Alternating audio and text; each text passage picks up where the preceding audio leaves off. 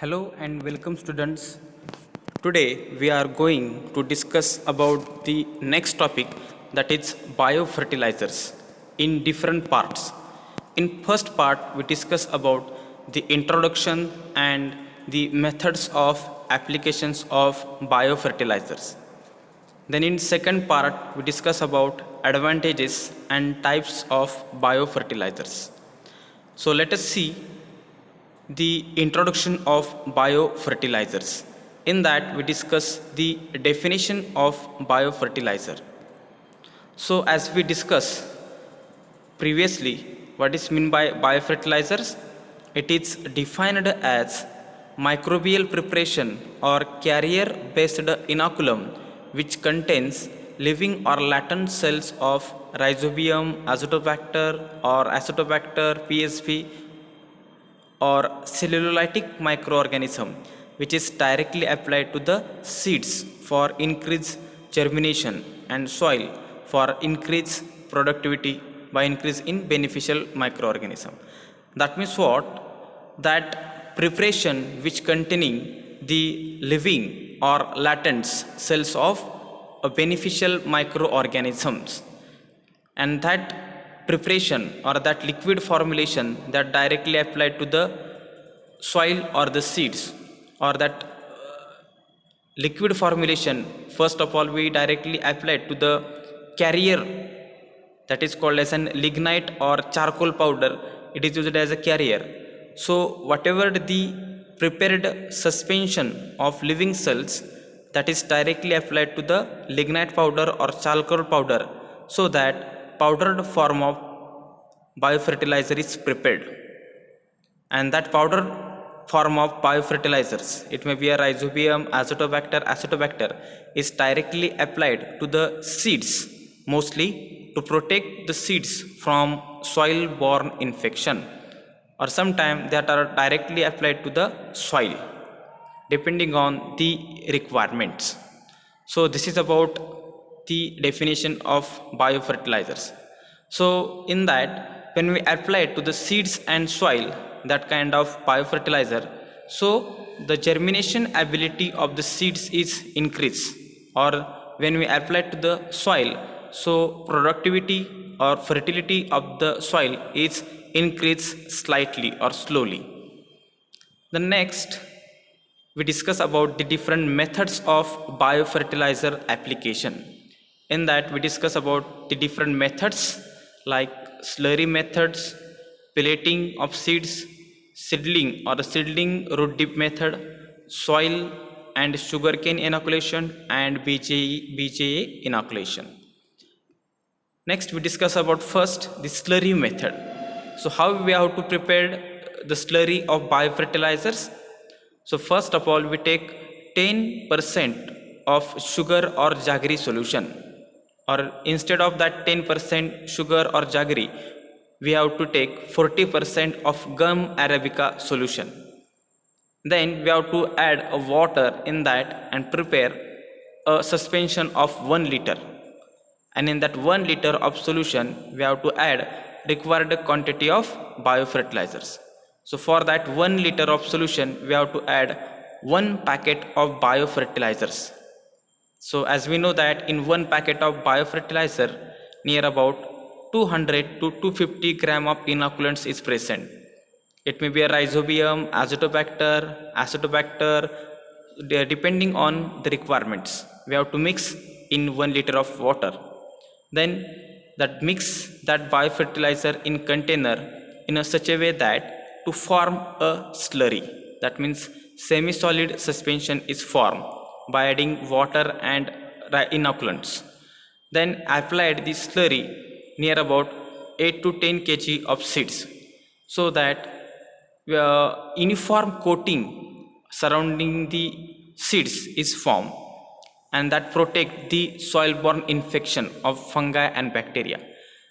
So when we apply the slurry to 8 to 10 kg of seeds, such as seeds are dried in shade for some period of time, and after that such as seeds are used for the sowing. So when we apply such a slurry methods, so germination ability of the seed is increased because there is no soil-borne infection due to the coating of biofertilizer inoculant surrounding the seeds. Next method, that is called as an pillating of the seeds. Pillating, that means what? Pellets, that means just like an tablets. So how we have to prepare the, or how we have to use the pillating of seeds? Take 100 gram of gum arabica, then we have to add 250 liters of water in that 100 gram of gum arabica and then prepare a slurry. So take care that only 100 gram of gum arabica is added into a 250 liters of water and we have to prepare the slurry. And then such a slurry is applied to the seeds. Such a slurry is applied to the required quantity of seeds. Near about 8 to 10 kg of seeds is used for the treatment. Then we have to add 50 gram of calcium carbonate, that is whitish colored powder is there. So when we applied the calcium carbonate powder on seeds, so such seeds are not stick with each others and that are separated with each others, and a whitish form of pellets or tablets like seeds are formed. That is, the seeds are coating with calcium carbonate, that is whitish powder, so that seeds just look like an whitish, which is indicated in that picture. Then such a pellets is used for the sowing, and when we apply the such a coating, so again just like an slurry treatment, that due to the coating around the seeds are protected from the soil-borne infection like from the fusarium or rhizoctonia or from pythium. Such seeds are protected from the infected microorganism or harmful microorganism. Next, third one is seedling or seedling root dip methods. So that name itself indicates that method is mostly used for the seedlings, or the roots of the seedlings are dipped into the biofertilizer preparation or biofertilizer solution. So that seedling treatment is mostly used for the crops, those crops which belongs to family Solanaceae, that is the seedling of the chili, tomato, brinjal. Such as seedlings or the paddy, such as seedlings are treated with the biofertilizers. So in that, how we have to discuss here how we have to use that method. That methods, as we discussed previously, that methods is applied to the crops, those crops which belong to family Solanaceae, or mostly the vegetables, that is tomato, brinjal, chili, etc. Then here add 100 gram of gum arabica in 500 liters of water, and in that 500 liters of water we have to add required quantity of inoculum, that is the we have to add a rhizobium or azotobacter 250 grams and prepare a solution. So how we have to prepare a solution? 100 gram of gum arabica plus 500 liters of water, and in that we have to add 250 gram of rhizobium or azotobacter inoculants, and in that way we prepare the suspension. Then in that suspension we have to dip the roots of seedlings of crops which belongs to family Solanaceae, that is the roots of tomato, brinjal or the chili. We have to dip into that solution for a period of 4 to 5 minutes, and after 4 to 5 minutes we have to use it for the transplanting. So such a treatment protect the roots from the harmful soil-borne infection. Next one is soil inoculation. So very simple methods. So how we have to use that treatment? Add 6 to 8 packets of inoculants. It may be a rhizobium, azotobacter or PSP into a fine sieved soils of 10 to 12 kg. That means 6 to 8 packets of, for example, rhizobium, we have to add it into 10 to 12 kg or 15 kg of soil mixed with each other. And such a soil are directly broadcasted into a field.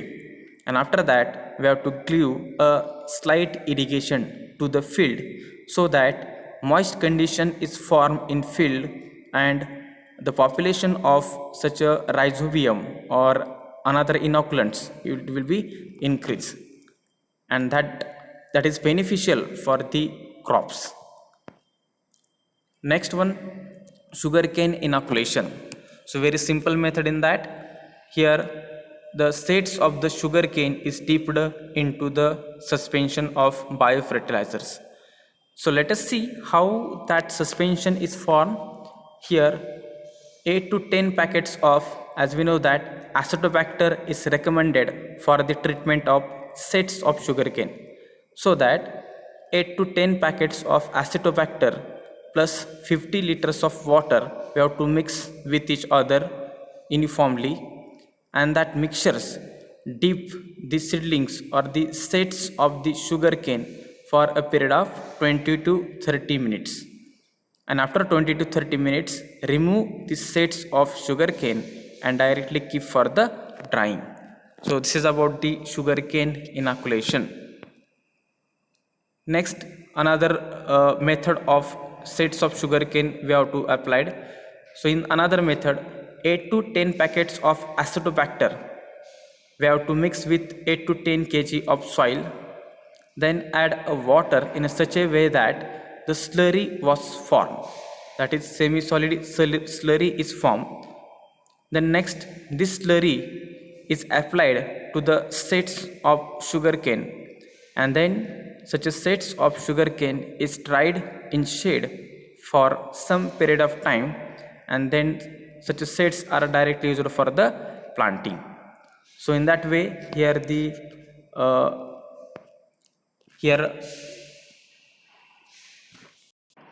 soil inoculation for the seeds of sugarcane, and here the liquid inoculation for the seeds of sugarcane, that is liquid treatment, and here the soil treatment is for the seeds of sugarcane. Next one, the BGA inoculation for the rice. So in that, here we have to make a pond where the BGA algae was grown. After 15 to 20 days, that growth of algae, whatever the growth of algae on the surface of water is collected, such a growth of algae we have to collected and dried in sun, and after drying we have to make a powder of that BGA. Then this powder is directly broadcasted or applied into the field of rice which transplanted before 2 to 3 weeks. That means before transplanting of rice 2 to 3 weeks, before 2 to 3 weeks we have to apply the powder into a field. Then here when we apply into the field 2 to 3 weeks before that, so after 2 to 3 weeks the thick mat of BGA is formed on the surface of water. So that may be a beneficial for the rice for the uptake of nitrogen and supply the micronutrients. Near about 7 to 8 kg of BGA is required for 1 hectare of rice field. So when we applied that field, when we apply that BGA on the field, so near about 30 to 40% of nitrogen is available to the plants. So this is about the BGA inoculation. So this is all about the methods of application of biofertilizers. So in that we discuss about, in that topic we discuss about the definition of biofertilizers and the methods of application of biofertilizers.